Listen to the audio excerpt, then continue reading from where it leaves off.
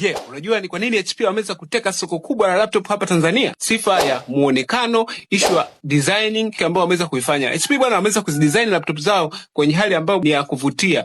Pia kwenye rangi ambao wanazitumia, muonekano wa vioo vyao na battery. Rangi ya kwanza bwana kuna gray. Pia kuna silver ambayo hii ni pendwa zaidi. Na kuna dark blue ambayo hii inatumiwa kwenye HP Dragonfly. Kitu kama okay, sifa ya pili bwana ni kwamba wamezitenga laptop zao katika bei mbalimbali.